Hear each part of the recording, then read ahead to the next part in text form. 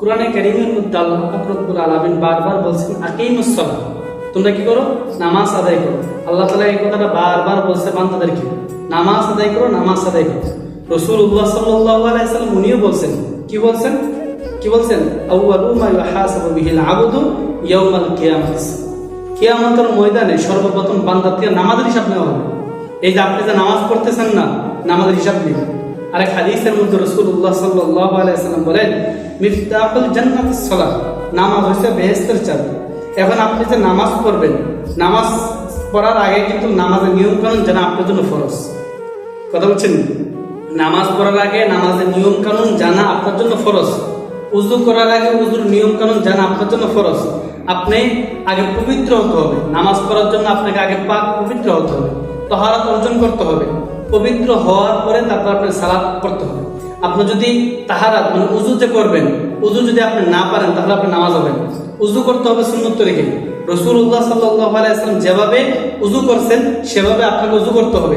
সাহাবায়ে কেরামরা যেভাবে উযু করতেন সেভাবে আপনাকে উযু করতে হবে। রাসূলুল্লাহ সাল্লাল্লাহু আলাইহি ওয়াসাল্লাম উযু করার পরে সাহাবায়ে কেরামরা কিভাবে নামাজ পড়ছেন রাসূল সাল্লাল্লাহু আলাইহি ওয়াসাল্লাম দেখাইছেন, সেভাবে নামাজ আপনাকে পড়তে হবে। রাসূল সাল্লাল্লাহু আলাইহি ওয়াসাল্লাম কিভাবে নামাজ পড়ছেন সাহাবায়ে কেরামরা রাসূলকে দেখে দেখে অনুসরণ করে তারা ঠিক সেভাবে নামাজ পড়ছেন।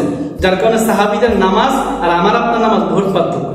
আমি আপনি নামাজ পড়ি আবার কি মানুষের গীবত গাই, তাহলে আপনার নামাজের তো শান্তি আসবে কোথায় থেকে?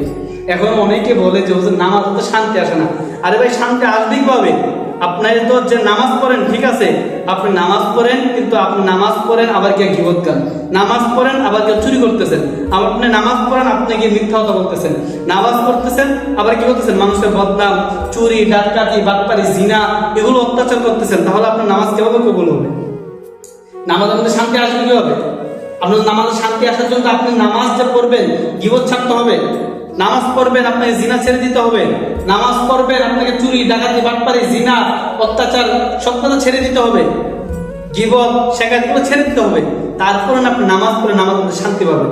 আপনি নামাজ পড়েন আবার গীবত গান, নামাজ পড়েন আবার চুরি করেন, নামাজ